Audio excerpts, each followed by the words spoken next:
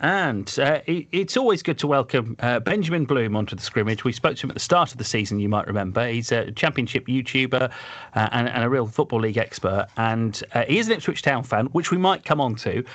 But when we started the season, Benjamin, I think you were, it's fair to say, a lot more optimistic about Norwich City's promotion prospects than we were. And actually, you've been proved right, because at the halfway point, Norwich are top of the table. And it sounds like you won't be too surprised by this. No, I'm not surprised in the slightest, Chris. I mean, if you run down the list, they've essentially, and Buendia is proving this, they've essentially got the best player in the division. They've got the best sporting director in the division. They've got the most recent manager working in the division to have won the division. They've got the biggest broadcast income. They've definitely got one of the three best squads, and they've got a pattern of play that has now been developed over 3 or 4 seasons. It was always the case, I thought, that keep the chaos away, no crazy ins and outs, keep everything calm, competent, do what they've been doing under Farker the whole time. And this would be the case. And in the words of Swedish pop band The Hives, I hate to say I told you so, but I told you so. Yeah, and you've been spot on. And actually, you made it sound quite simple there, as if it's been plain sailing, a bit like when people say Lewis Hamilton only wins the Drivers' Championship because he's got the best car. But actually, Norwich have had chronic injury problems at some points, and yet they've still managed to stay ahead of the rest. That they have actually done well, haven't they?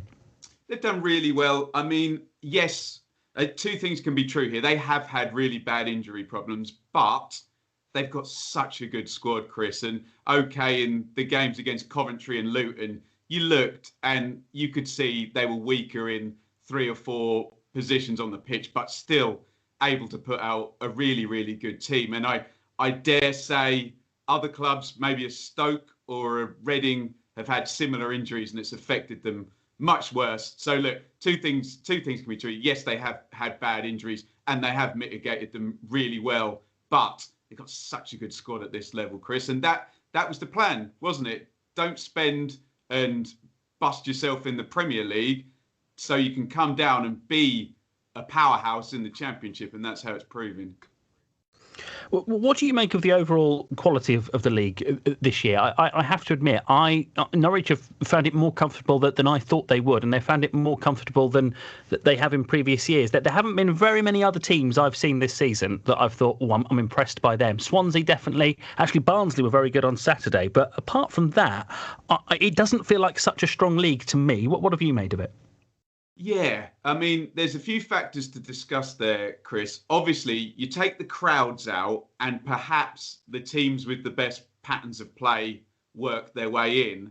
I think another thing as well, and I mean, you're a very studied guy and have watched tons of teams play. We've got quite a few pragmatists in this division. I mean, you've got a Warnock, a Rowett. We had Ivic, Karanka, Harris. There's quite a few managers where you would kind of watch them and think, there's much of a muchness. It's quite pragmatic. So perhaps maybe the quality is a little bit lower, but there's not actually that many teams who are free-flowing, like a Norwich or a Barnsley or a Brentford or a Swansea, who seem to be the combination of both, a very good defensive team and flowing team. What I will say, though, is this is the first year in a while where the 3 relegated teams are all strong, which makes it really, really hard for a Brentford or a Reading or a Swansea to make that concerted challenge. And they're probably going to have to get past the Watford, Bournemouth or a Norwich in the playoffs. Yeah, I think you made a good point there about crowds, and we should never stray too far away from that, because they are hugely being missed. Match days are not the same without crowds. And maybe when you've come down from the Premier League, one of the things you find it difficult to get used to is the sort of hostility at away grounds, because you come as the big team. And Norwich, Watford and Bournemouth just haven't faced that this season, have they? It was interesting that one of the games that Norwich have struggled in was at Luton, pretty much as fans were allowed back into grounds. That's true, Chris. And look at Millwall's home record. They've only won 1 home game. And obviously, for all the people who comment on this, we do have to acknowledge that Luton, that was one of the games where Norwich were worst hit by the injuries, wasn't it? But yes, I totally take your point. Although Luton's home record and Huddersfield's home record's been very good, I think it plays that little intangible I think it helps slightly inferior teams technically, and that's not an insult to any team. Some teams just have better players, and they haven't had that little assist this season, have they? What about January? That the shake-up there. Of course, there's links with Norwich City players. There's always the rumours that Norwich might lose some of their players, and they may go to bigger clubs in the Premier League. But it feels to me that being top of the Championship at this point is pretty crucial for Norwich. That's a useful bargaining chip to a Todd Cantwell or an Emi Buendia or a Max Aarons, isn't it? Because we can realistically say to them, look, give us another 6 months and you'll be in the Premier League anyway. Yeah, it depends on the ambition of the player, Chris. If we're talking about Todd Cantwell, and I'm throwing this out to West Brom, for example, yes, it matters. If we're talking about Emi Buendia to Tottenham or Arsenal, it's less important because you know what I'm saying, don't you? In the end, well, I've got another promotion from the second tier, and I'm going to be playing for Norwich in the Premier League, but if we're talking about real elite clubs, then I think less so. And a Max Aarons to Manchester United or Bayern Munich, I'm sure he won't be bothered about doing another few months. All depends on the players and their agents. And this is the only place where the possibly foolproof plan can come a cropper. Is Norwich have players, particularly Aarons and Buendia, who are clearly too good for the Championship. And we know how this ends up. If you have players who are playing below their level and they do decide, look, I've given good service here, I've got a good offer up, I'm off. There's often very little, despite whatever noises a sporting director or a manager will make, there's often very little that can be done when they are clearly playing, essentially doing Norwich a favour by playing a level below where they really should be. From what you've seen then, Benjamin, at the halfway point, I mean, for most teams, I know some teams have got games in hand, but who would be your three to go up? Well, if I flip the question, Chris, who really is going to be able to get past Norwich or Bournemouth or Watford, being they're all fairly competent, and Watford aren't even that competent yet, and they're still in sixth position. So it's very hard if we say the three relegated teams are all competent, there's no chaos at any of them.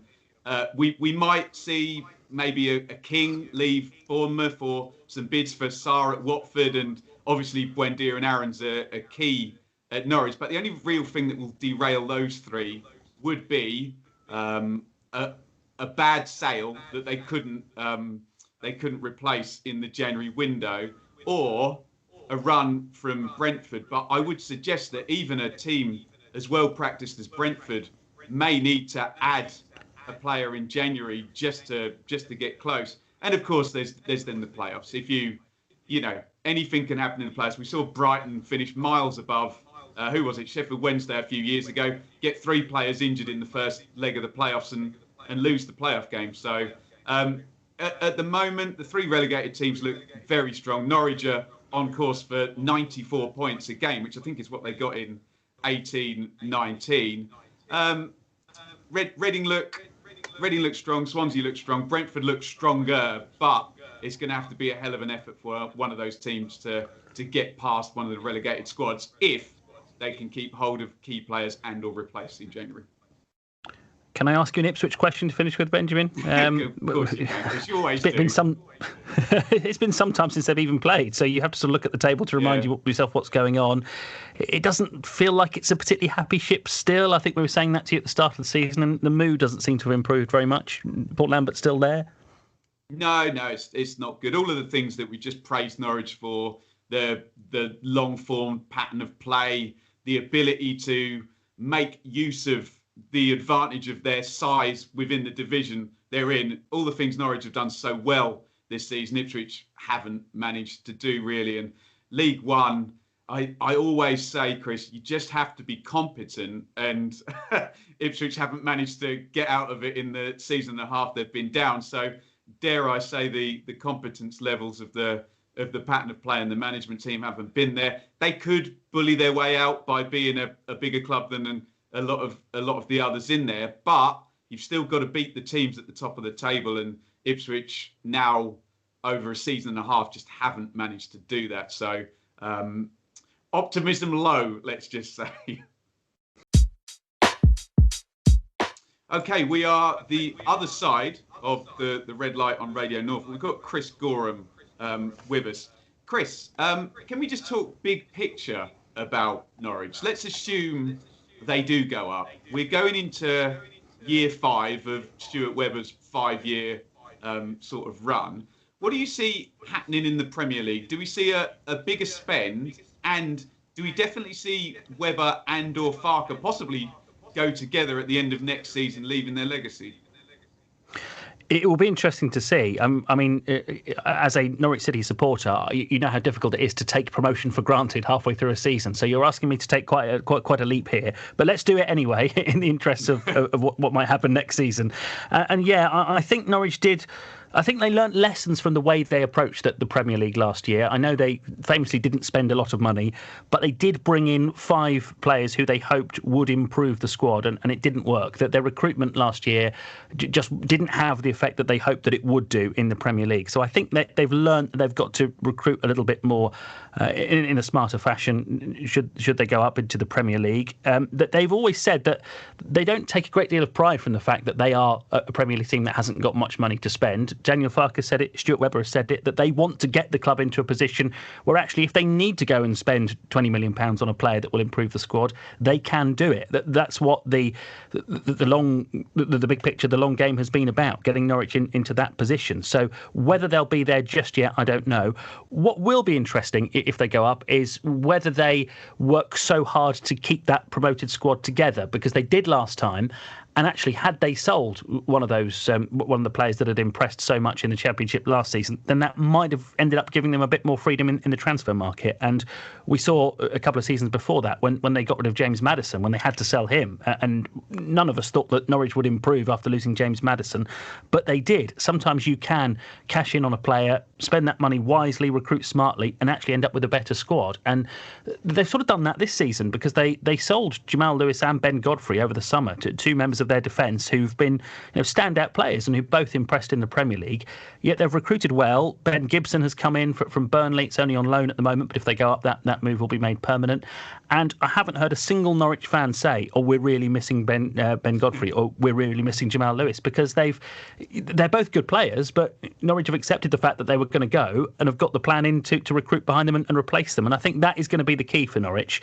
Even if they get into the Premier League, they will still be the sort of club where clubs like Arsenal and Manchester United would have their pick of the Norwich City players eventually if they stump up the cash. So Norwich have got to accept that, and they've always got to have a plan in place for what comes next. Stuart Webber, during the Premier League season, signed a 3-year contract and said that would be it after 3 years. Now, we've had about 18 months of that, but we've also had the COVID pandemic in that time. So how much that has changed his thinking and changed his ambitions and changed what he feels is possible at Norwich City remains to be seen. But certainly he put a 3-year time limit on his spell with Norwich City around 18 months ago.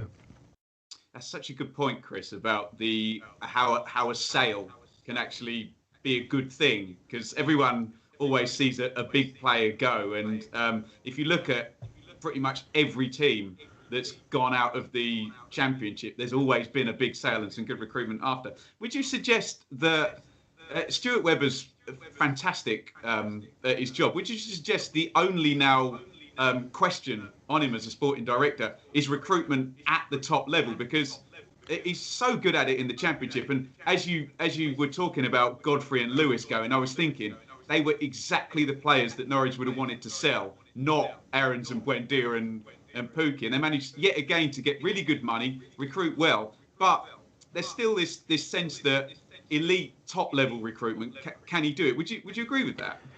Yeah, I think I would. I think the one thing he would say in his defence, I'm sure, is that he didn't have the resources to go at it. And in the Championship, you can get a Timu Pukki on a free transfer. You can pick up Emi Buendia for $1 million or so, a couple of million maybe from the Spanish second division, and it can make things happen in the Championship. It's so much harder to do that in the Premier League, to have a player who comes in and makes that impact. But again, that's going to be his test next year.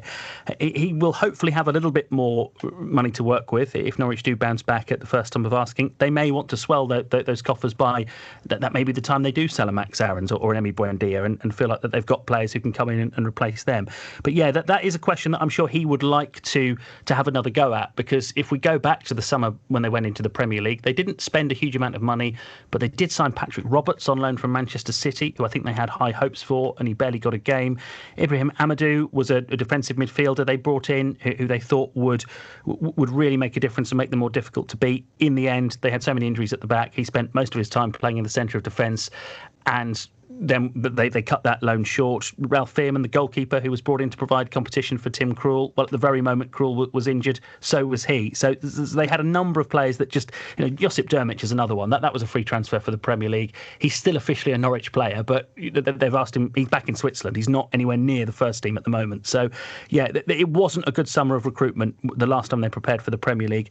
Stuart Webber admitted that himself. And he's a proud man. He's a very ambitious man. He said that he wants to go and work abroad and work at some of the top clubs.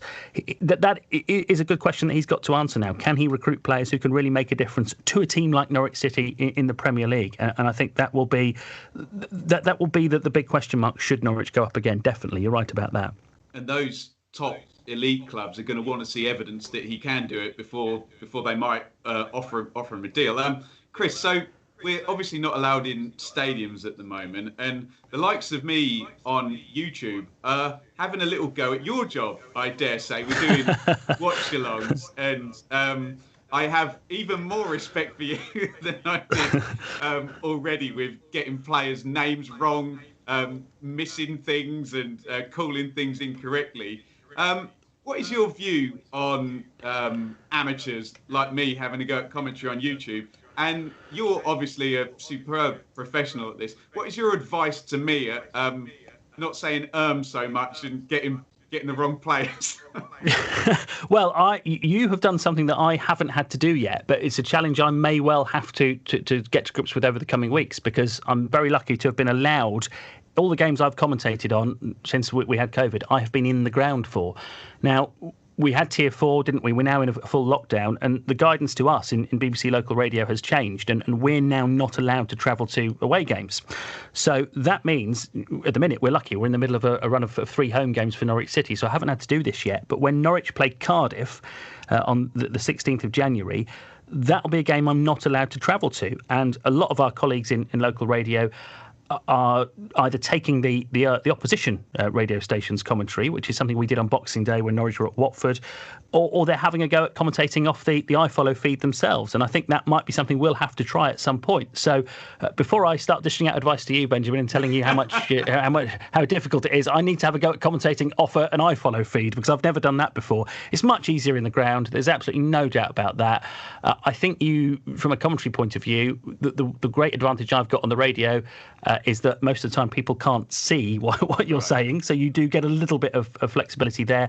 But I think it's, to me, that the big advice I would say, and the big lesson I've learned over the years, is not to be too obsessed with identifying every single player who's got the ball straight away, because people just want to know, Norwich are in possession, they're on the attack on the left-hand side. If you get the wrong player, if you say it's Emi Buendia, and then he puts the cross in and you realise that it's actually Emi Buendia coming on in the other side on the end of it, then you can tie yourself up in knots very quickly. So I've learned very quickly, if I'm not sure, just don't take a guess, because you can end up with egg on your face. Just saying Norwich are looking good here, they are on the attack, they've got up to the edge of the Barnsley penalty area, is kind of good enough. That tells you what's going on. You can fill in the finer points later on. I think, and I was certainly guilty of this to begin with. When you start commentating, you're obsessed with trying to identify every player, every single touch of the ball, and you just can't do it, because some games move so quickly, particularly when you get to those helter-skelter spells in the last 10 minutes when a team is pushing for an equaliser. Sometimes you just have to talk in general terms rather than being too specific.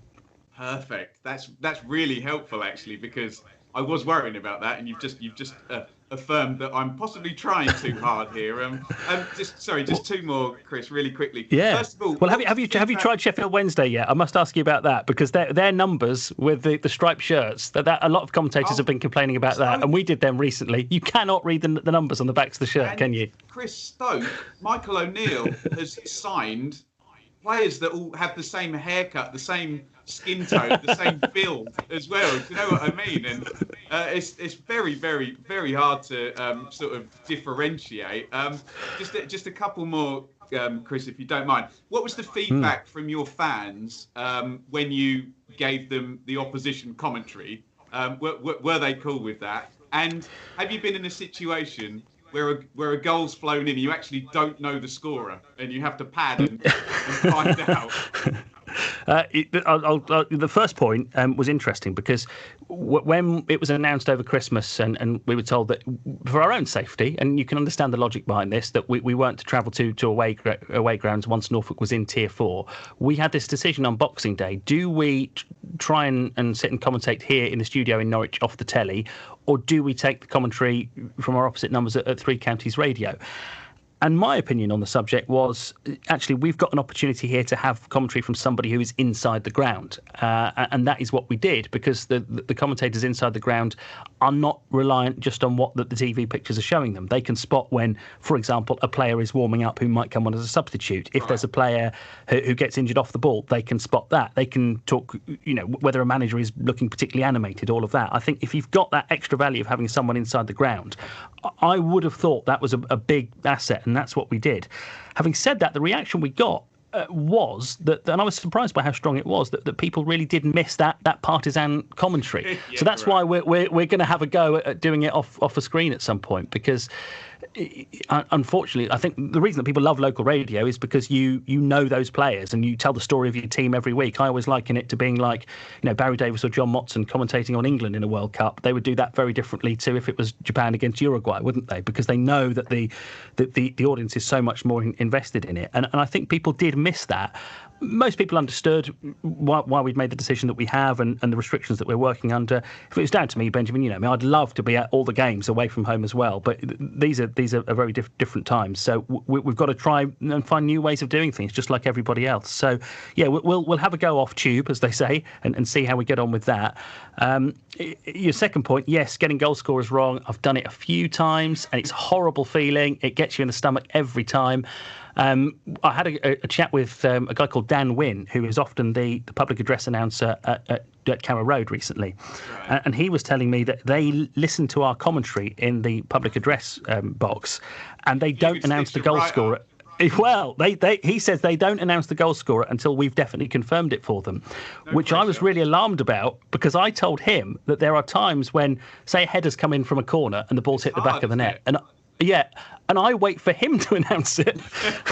so I find it particularly at away grounds when if an unfamiliar player has come through a crowd and headed the ball in, you're often saying, corners come in, headers have gone up, so it's gone into the top corner of the net, and you're desperately hoping the public address system will cut in soon and say, and that goal was scored by, I don't know, whoever it might be at Blackburn Rovers, Harvey Elliott, although it was clear his goal against Norwich was a brilliant goal, but somebody like that, he did look fantastic. So yeah, that's why you never get too complacent as a football commentator, because you just know that next mistake, that next tricky moment is only just around the corner.